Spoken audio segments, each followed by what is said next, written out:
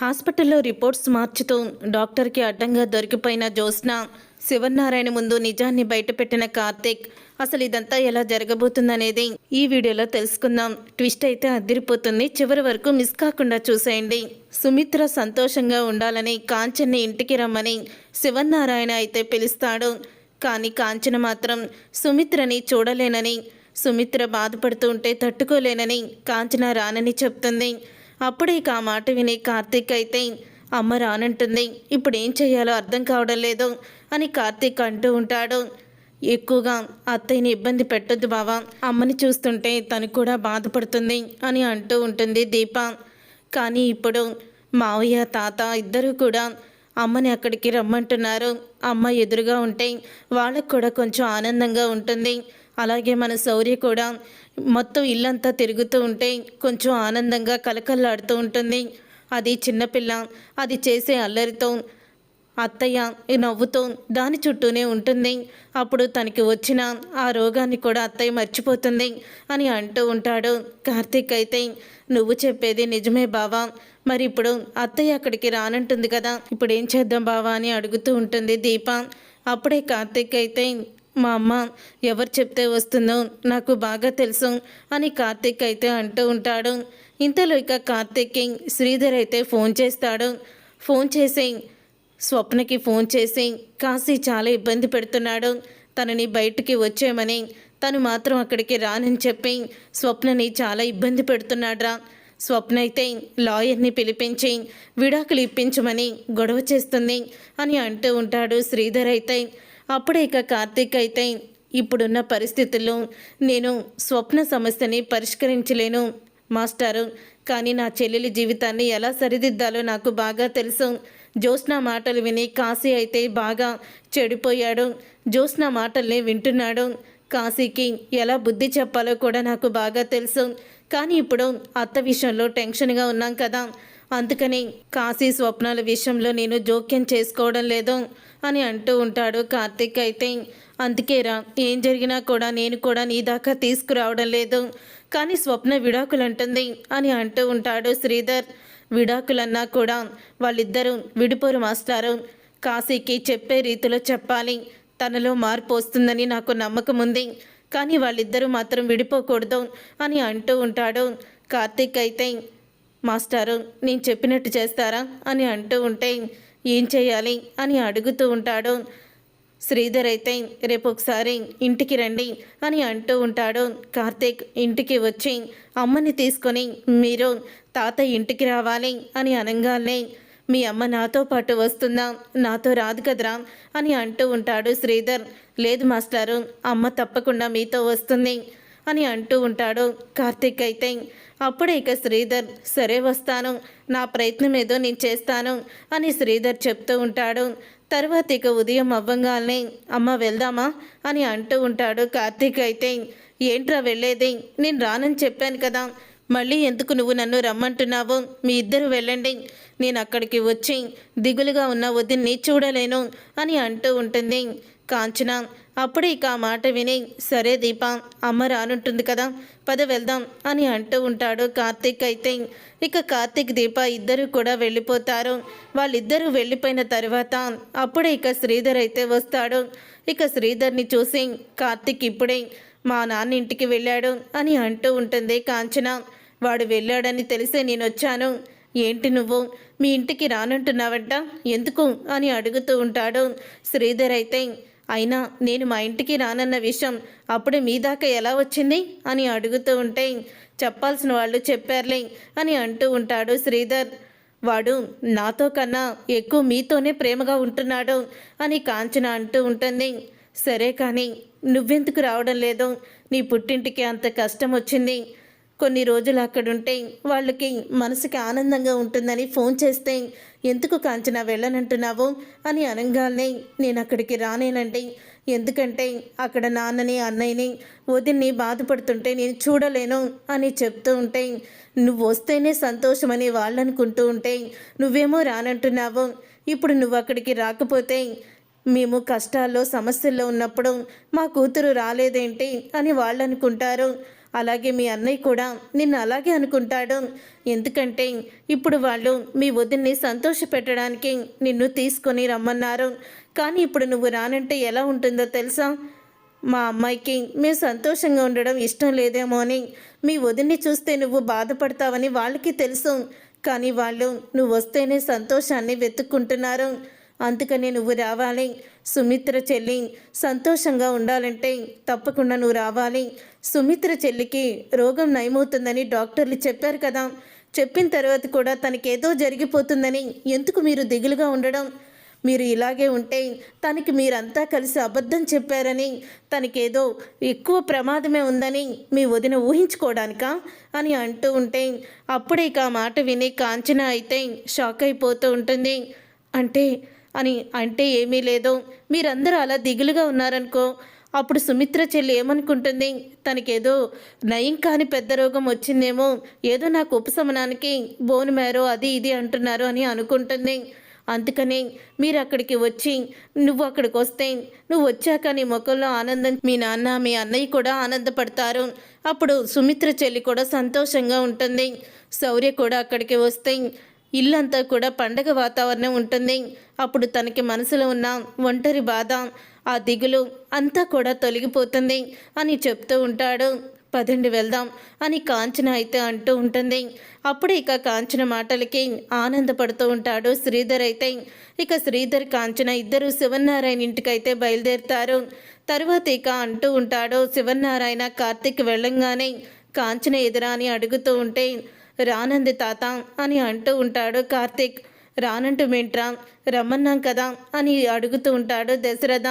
ఇక్కడ అత్త గురించి మీరందరూ బాధపడుతూ ఉంటే అది నేను చూసి తట్టుకోలేను అని అమ్మ అంటుంది అని అనగానే, రే కాంచన వస్తే కొంచెం సుమిత్రకి మనశ్శాంతిగా ఉంటుంది, ఆనందంగా ఉంటుందని రమ్మంటే ఎందుకురా తనని తీసుకురాలేదు అని చెప్తూ ఉంటాడు దశరథ. కానీ నేను తీసుకురాలేదు, నాతో పాటు రాలేదు, కానీ మా అమ్మ మాత్రం ఖచ్చితంగా వస్తుంది మావయ్య అని అంటూ ఉంటాడు కార్తీక్. అదేంట్రా, నువ్వు చెప్తేనే రాంది, ఇంకెవరు చెప్తే వస్తుంది అని శివనారాయణ అంటూ ఉంటే, ఎవరు తీసుకురావాలో వాళ్ళే తీసుకొస్తున్నారు, ఏమి కంగారు పడుకు తాత అని అంటూ ఉంటాడు కార్తీక్. అప్పుడే శ్రీధర్ కారు అయితే వస్తుంది. కారులో నుంచి శ్రీధర్ దిగి కాంచన్ అయితే తీసుకొస్తూ ఉంటాడు లోపలికి. శ్రీధర్ కాంచన ఇద్దరు కలిసి రావడం చూసి శివనారాయణ దశరథ చాలా ఆనందపడుతూ ఉంటారు. అప్పుడు సుమిత్ర కూడా వస్తుంది. సుమిత్ర వచ్చి, వదిన నిజంగానే మీ ఇద్దరు అలా నడుచుకుంటూ వస్తూ ఉంటే నాకు చూడ్డానికి ఎంత ఆనందంగా ఉందో తెలుసా అని అంటూ ఉంటుంది సుమిత్ర నవ్వుతూ. నువ్వెప్పుడు ఇలాగే ఆనందంగా ఉండాలి వదినా అని అంటూ ఉంటే అప్పుడే అంటూ ఉంటుంది సుమిత్ర అయితే, మీ అందరినీ చూసి నా మనసు చాలా ఆనందంగా ఉంది అని సుమిత్ర చెప్తూ ఉంటుంది. అందుకేనమ్మా కాంచన్ ఇక్కడికి పిలిపించాము అని అంటూ ఉంటాడు శివనారాయణ. అప్పుడు సుమిత్ర అయితే, మీ అందరూ కూడా దిగులుగా ఉంటే నాకేదో నయం కానీ పెద్ద రోగమే వచ్చిందేమో అని భయమేసింది. కానీ ఇప్పుడు మీ అందరి ముఖాల్లో ఉన్న చిరునవ్వు చూసి ఆ భయం కాస్త పోయింది. నా రోగం నయమవుతుందని నాకు నమ్మకం వచ్చింది అని అంటూ ఉంటుంది సుమిత్ర. నేను చెప్పాను కదా కాంచన, మీరందరూ కూడా ఇలా దిగులుగా ఉంటే చెల్లెమ్మ అలాగే అనుకుంటుంది, కాబట్టి తనకి నయం అవుతుంది, దానికి ట్రీట్మెంట్ కూడా ఉందని డాక్టర్లు చెప్పారు. అలాంటప్పుడు మీరు దిగులు పడాల్సిన అవసరం లేదు. మనం మనశ్శాంతిగా ఉంటే, మనసులో ఎటువంటి నెగిటివ్ లేకుండా పాజిటివ్గా ఉంటే అదే మనకి రోగానికి పెద్ద మందు అని అంటూ ఉంటాడు శ్రీధర్. అప్పుడే అది విని, థ్యాంక్ యూ మాస్టారు, మా అమ్మని తీసుకొచ్చినందుకు అని అంటూ ఉంటాడు కార్తిక్ అయితే. అప్పుడే అది విని సుమిత్ర అయితే, రే కార్తిక్, నేను ఒక మాట అడుగుతాను, నువ్వు కాదనువు కదా అని అంటూ ఉంటే, నీ మాట నేను ఎప్పుడైనా కాదన్నానా అత్త, అడుగు అని అంటూ ఉంటాడు కార్తిక్. రే, నువ్వు మీ నాన్నే మాస్టారు అని కాకుండా నాన్న అని పిలవరా అని అంటూ ఉంటుంది సుమిత్ర. ఒక్కసారి శ్రీధర్ అయితే షాక్ అయిపోయి చూస్తూ ఉంటాడు.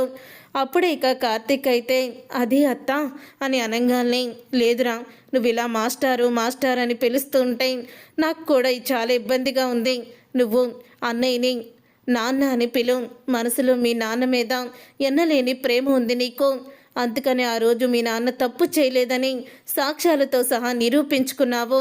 మళ్ళీ మాస్టర్ ఏంట్రా అని అంటూ ఉంటే, అది అమ్మా అని అనగానే, రే కార్తీక్, నువ్వు మీ నాన్న అనే పిలు, వదిన అడిగింది కదా అని అంటూ ఉంటుంది కాంచన. అప్పుడే ఇక కార్తీక్ అయితే దీప వంక చూస్తాడు. పిలువు బావా అని అంటూ ఉంటుంది దీప. అప్పుడే ఇక కార్తీక్ అయితే, నాన్న భోజనం చేద్దాం, అందరూ కూడా ఇక్కడే కలిసి ఇక్కడే ఉండండి అని అంటూ ఉంటాడు శ్రీధర్తో. ఎప్పుడైతే కార్తీక్ తనని నాన్న అని పిలిచాడో శ్రీధర్ అయితే చాలా ఆనందపడిపోతూ ఉంటాడు. అందరినీ చూసి ఇక షాక్ అయిపోతూ ఉంటుంది జ్యోత్స్న అయితే. ఏంటి గ్రాని, కుటుంబం మొత్తం ఇంత ఆనందంగా ఉన్నారు అని అంటూ ఉంటుంది పారిజాతంతో. అవునే, ఈ కుటుంబం మొత్తం సంతోషంగా ఉంటుంది, మనం మాత్రం రోడ్డున పడతామేమో, ఆ రిపోర్ట్స్ వస్తే ఖచ్చితంగా మన బతుకు కుక్క బతుకైపోతుంది అని అంటూ పారిజాతం అయితే ఇక జ్యోత్స్నాని భయపెడుతూ ఉంటుంది. శివనారాయణ, రే కార్తీక్, శౌర్య ఎదురా అని అడుగుతూ ఉంటే, స్కూల్కి వెళ్ళిన తాత, సాయంత్రం వచ్చేస్తుంది అని అంటూ ఉంటాడు కార్తీక్ అయితే. తర్వాత ఇక జ్యోత్స్న అయితే గదిలోకి వెళ్ళి ఆలోచిస్తూ ఉంటుంది. లేదు, నేనేదోటి చెయ్యాలి, నేనెందుకు ఇంతలాగా ప్లాను వేయలేకపోతున్నాను, ఏదోటి చేసి ఆ రిపోర్ట్స్ డాక్టర్ దగ్గరికి వెళ్లకుండా ఆపాలి, ఏం చెయ్యాలి అని ఆలోచిస్తూ ఉంటుంది జ్యోత్స్న. అప్పుడే ఇక జ్యోత్స్న దగ్గరికి కార్తీక్ అయితే వస్తాడు. ఇక కార్తీక్ వచ్చి, ఏంటి పెద్ద మేడం, ఏంటి ఆలోచిస్తున్నారు అంత దీర్ఘంగా అని అడుగుతూ ఉంటే, అయినా నువ్వేంటి బావా ఇప్పుడొచ్చావు నా దగ్గరికి, ఏం కావాలి అని అడుగుతూ ఉంటుంది జ్యోత్స్న. ఏం లేదు పెద్ద మేడం, మీరు ఇందాకడి నుంచి అదే కిందకి రావడం లేదని పెద్ద సారు మిమ్మల్ని భోజనానికి పిలుచుకురమ్మని చెప్పారు, అందుకే వచ్చాము. ఇంట్లో అందరూ కూడా సంతోషంగా ఉంటూ అలా మాట్లాడుకుంటూ ఉంటే కనీసం వచ్చి వాళ్ళల్లో చేరి వాళ్ళలాగా మీ అమ్మని సంతోష పెట్టదామని నీకు అసలు లేదు కదా అని అంటూ ఉంటాడు కార్తీక్ అయితే. ప్రతిసారి నన్నెందుకు బావ టార్గెట్ చేస్తున్నావు, పద వెళ్దాం అని అంటూ జ్యోత్స్న అయితే కిందకి వస్తుంది. జ్యోత్స్న అలా కిందకి వచ్చిన తర్వాత, ఏంటే మీ అమ్మ పక్కనే ఉండాలి కానీ ఎక్కడో గదిలో కూర్చొని ఉన్నావేంటి నువ్వు అని అడుగుతూ ఉంటుంది కాంచన. ఈ పరిస్థితుల్లో సుమిత్ర పక్కనే ఉండి అన్నీ చూసుకోవాలి కానీ అసలు ఏదో పరాయిదానిలాగా అలా దూరంగా ఉంటావేంటి, నీకన్నా నా కోడలే నయ్యం, సొంత కన్న తల్లిలాగా చూసుకుంటుంది, కూతురు తల్లిని ఎంత ప్రేమగా చూసుకుంటుందో అలా దగ్గరుండి మరీ చూసుకుంటుంది, ఆ బుద్ధి కూడా లేదు నీకు అని తిడుతూ ఉంటుంది కాంచన. అసలు ముందు ఈ అత్తని పైకి పంపించాలి అని అనుకుంటూ కోపంతో రగిలిపోతూ ఉంటుంది జ్యోత్స్న అయితే. అంత బాధ్యత తెలిస్తే అనుకునే ముందే ఉంది కాంచన, ఎప్పుడంతే జ్యోత్స్న పద్ధతి, అది ఎవరి వల్ల వచ్చింది కాదులే, పక్కనే ఉన్న వాళ్ళ గాలి సోకి అలా వస్తూ ఉంటుంది అని పారిజాతాన్ని అంటూ ఉంటాడు శివనారాయణ. ఇంకెప్పుడు కూడా మీరు నాకు పడే ఏడుస్తుంటారు కదా అని అంటూ ఉంటుంది పారిజాతం. ఏంటి ఏడుస్తా, ఉన్నదే కదా చెప్పాను, లేనిదేమన్నా చెప్పానా పారిజాతం అని శివనారాయణ అడగడంతో, అవునులేండి అలాగే చెప్తారు అని చెప్తూ ఉంటుంది పారిజాతం. తర్వాత ఇక జ్యోత్స్న అయితే అలా ఆలోచిస్తూనే ఉంటుంది. అప్పుడే జ్యోత్స్నకి ఒక ఐడియా అయితే వస్తుంది. ఎస్, ఇలా చేస్తే ఇక నేను దొరికే అవసరమే లేదు, దొరకను అని అనుకుంటూ ఉంటుంది జ్యోత్స్న. తర్వాత ఇక జ్యోత్స్న హాస్పిటల్కి డాక్టర్ వేషంలో వెళ్తుంది. కోటు వేసుకొని మెడలో స్టెటస్కోప్ పెట్టుకొని అలాగే ముఖానికి మాస్క్ పెట్టుకొని రిసెప్షన్ దగ్గరికి అయితే వెళ్తుంది. రిసెప్షన్ దగ్గరికి వెళ్ళి, శివనారాయణ గారు వాళ్ళ మనవరాలు జ్యోత్స్న రిపోర్ట్స్ని ఇవ్వమని నన్ను పంపించారు, మేడం మీకు చెప్పారా అని అడుగుతూ ఉంటుంది. మేడం ఏమీ చెప్పలేదు మేడం అని అంటూ ఉంటే, సరే నేను చెప్తాను, ఆ రిపోర్ట్స్ నాకు ఒకసారి ఇవ్వు అని అడుగుతూ ఉంటే, మేడం మిమ్మల్ని ఎప్పుడూ చూడలేదు అని అంటూ ఉంటే, నేను మేడంకి సిస్టర్ని అవుతానులే, ఇవ్వు ఒకసారి అని అడుగుతూ రిపోర్ట్స్ అయితే తీసుకుంటుంది బెదిరించి. అప్పుడే ఇక నర్స్ అయితే రిపోర్ట్స్ అయితే ఇస్తుంది. అలాగా డాక్టర్ వేషంలో వచ్చిన జ్యోత్స్న రిపోర్ట్స్ తీసుకుంటూ డాక్టర్కి అయితే దొరికిపోతుంది. అప్పుడు ఇక డాక్టర్ అయితే, ఎవరేమే ఇక్కడ రిపోర్ట్స్ తీసుకువెళ్తుందేంటి అని అనుకుంటూ జ్యోత్స్న పక్కకి వెళ్ళిపోయిన తర్వాత, నర్స్ ఎవరికి నువ్వు రిపోర్ట్స్ ఇచ్చావు, ఆ రిపోర్ట్స్ ఎవరివి అని అడుగుతూ ఉంటే, ఆ మేడం మీరే కదా మీ సిస్టర్కి ఆ జ్యోత్స్న రిపోర్ట్స్ ఇవ్వమన్నారంట, అవే ఇచ్చాను మేడం అని అడుగుతూ ఉంటే, అసలు నేను మా సిస్టర్ని ఎవరిని కూడా పంపించలేదు, అసలు తను మా సిస్టరే కాదు, నాకు సిస్టరే లేదు కదా, ఆ మాత్రం తెలీదా, నువ్వు కొత్తగా జాయిన్ అయ్యావు కదా, నీకు తెలియదు అనుకుంటా, ముందు అసలు ఆ రిపోర్ట్స్ ఎవరు తీసుకువెళ్తున్నారో చూడాలి అని అంటూ వెంటనే డాక్టర్ అయితే బయటికి వెళ్తుంది. అలా బయటికి వెళ్ళి చూసేసరికి ముఖానికి ఉన్న మాస్క్ని తీసేసి జ్యోత్స్న డాక్టర్ కోటు అన్నీ తీసేసి అక్కడే పడేసి కారు ఎక్కడం అంతా కూడా డాక్టర్ అయితే చూస్తుంది. ఇక డాక్టర్ చూసి జ్యోత్స్న డాక్టర్ వేషంలో వచ్చి రిపోర్ట్స్ తీసుకువెళ్ళిపోయింది, అసలు ఎందుకు ఇలా చేసింది అని ఈ విషయాన్ని వెంటనే వెళ్ళి శివనారాయణ గారికి చెప్పాలి అని అనుకుంటూ వెంటనే డాక్టర్ అయితే శివనారాయణ ఇంటికైతే వెళ్తుంది. అప్పటికే ఇక జ్యోత్స్న అయితే ఇంటికైతే వచ్చేస్తుంది. ఇంటికి వచ్చిన తర్వాత ఇక డాక్టర్ని చూసి జ్యోత్స్న ఇప్పుడు రిపోర్ట్స్ కనిపించడం లేదని వచ్చి తను మాత్రం దిగులుగా అక్కడే నుంచొని మళ్ళీ టెస్టులు చేయాలని చెప్తుంది. డాక్టర్ అయితే అని అనుకుంటూ ఉంటుంది జ్యోత్స్న. అప్పుడే ఇక డాక్టర్తో శివనారాయణ వచ్చారా డాక్టర్, రిపోర్ట్స్ తీసుకొచ్చారా అని అడుగుతూ ఉంటాయి. అప్పుడే ఇక డాక్టర్ అయితే ఏమీ మాట్లాడదు, అది రిపోర్ట్స్ ఎవరో ఒక మారు వేషంలో వచ్చి డాక్టర్గా వచ్చి ఆ రిపోర్ట్స్ని తీసుకువెళ్ళిపోయారు సార్ అని అంటూ ఉంటుంది. డాక్టర్ అయితే ఆ మాట విని ఒక్కసారి శివనారాయణ, దశరథ, కార్తీక్ షాక్ అయిపోతూ ఉంటారు. ఏంటి డాక్టర్ మీరు చెప్పేది, డాక్టర్ వేషంలో వచ్చి ఎవరు జ్యోత్స్న రిపోర్ట్స్ని తీసుకువెళ్ళారు అని అడుగుతూ ఉంటే, అదేంటి డాక్టర్ అంత అశ్రద్ధగా ఎలా ఉంటున్నారు మీరు అని జ్యోత్స్న కూడా ఎగస్టాల్గా మాట్లాడుతూ ఉంటుంది. అప్పుడు ఇక మీరు ఎవ్వరు కూడా కంగారు పడకండి, నా దగ్గర మరొక సెట్ ఉంది రిపోర్ట్స్, మేము ఇలాంటివి జరుగుతాయని మేము 2 సెట్లు రెడీ చేసుకొని పెట్టుకుంటాం ఆ హాస్పిటల్లో అని అంటూ ఉంటుంది డాక్టర్ అయితే. అప్పుడే ఆ మాట విని ఒక్కసారి జ్యోత్స్న షాక్ అయిపోతూ ఉంటుంది. ఇక జ్యోత్స్న షాక్ అయిపోతూ వీళ్ళ దగ్గర ఇంకో సెట్ ఉందా అని స్టన్ అయిపోతూ ఉంటుంది. ఏంటి మీ దగ్గర ఇంకో సెట్ ఉందా అని అంటూ ఉంటే, అదేంటి జ్యోత్స్న మరొక సెట్ ఉందంటే నువ్వెందుకు అలా కంగారు పడిపోతున్నావు, వీళ్ళందరూ ఆనందంగా ఉన్నారు, నీ మొక్కల్లో ఏంటి టెన్షన్ కనపడుతుంది అని డాక్టర్ అంటూ ఉంటే, అబ్బే నాకెందుకు టెన్షన్, నేనెందుకు టెన్షన్ పడతాను అని చెప్తూ ఉంటుంది జ్యోత్స్న. నువ్వే టెన్షన్ పడతావు, ఎందుకంటే డాక్టర్ వేషంలో వచ్చి ఆ రిపోర్ట్స్ని తీసుకువెళ్ళింది నువ్వే కాబట్టి అని డాక్టర్ నిజాన్ని బయట పెడుతుంది. అప్పుడే అది విని అందరూ షాక్ అయిపోతూ ఉంటారు. ఏంటి డాక్టర్ మీరు చెప్పేది అని శివనారాయణ అడగంగానే, చూడండి తను డాక్టర్ వేషంలో వచ్చి రిపోర్ట్స్ తీసుకొని వెళ్ళేటప్పుడు డాక్టర్ కోటు, స్టెటస్కోప్ అన్నీ అక్కడే వదిలేసిపోయింది, నేను వీడియో కూడా తీశాను అని చూపిస్తుంది.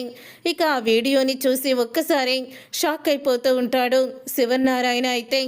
ఎందుకు నువ్వు రిపోర్ట్స్ని డాక్టర్ వేషంలో వెళ్ళి తీసుకొచ్చావో, ఎందుకు చేసావు ఇలాగా అని చెంప పగలగొడతాడు. అప్పుడు ఇక జ్యోత్స్న అయితే ఏమీ సమాధానం చెప్పకుండా మౌనంగా ఉంటుంది.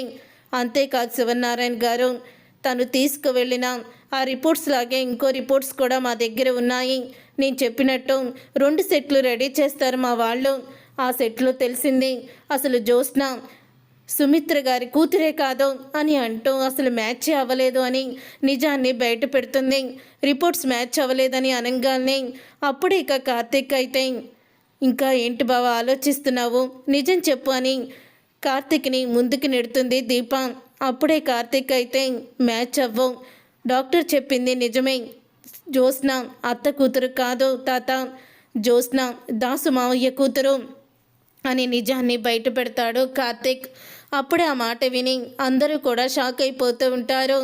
ఈ నిజం నా నోటితో కన్నా నేరం చేసిన పారు నోటితోనే మీరు వినండి అని పారిజాతాన్ని, ఇప్పటికైనా నిజం చెప్పు పారు, నువ్వు చేసిన పాపాన్ని అందరి ముందు బయట పెట్టు, ఎందుకంటే నువ్వు చేసిన పాపం పెద్దయిన తర్వాత నీ కొడుకునే మింగేయాలని చూసింది, ఆ రోజు దాసు మావయ్య తల మీద కొట్టి చంపాలని చూసింది జ్యోత్స్న, దానికి సాక్ష్యం మావయ్య అని అంటూ దశరథని చూపిస్తుంది.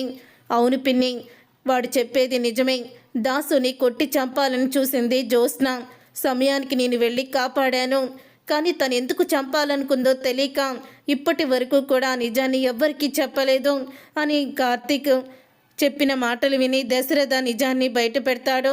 చూసారుగా ఫ్రెండ్స్, రాబోయే కథలో ఖచ్చితంగా ఇలాగే జరగబోతుంది. మరి ఇలాగే జరగాలని మీరైతే కోరుకుంటున్నారా? అయితే వీడియోని తప్పకుండా లైక్ చేసి ఛానల్ని సబ్స్క్రైబ్ చేసుకొని పక్కనే ఉన్న గంట సింబల్పై ఆల్ అని క్లిక్ చేయండి. అప్పుడే మేము పెట్టే ప్రతి వీడియో మీరు మిస్ కాకుండా చూసేయవచ్చు.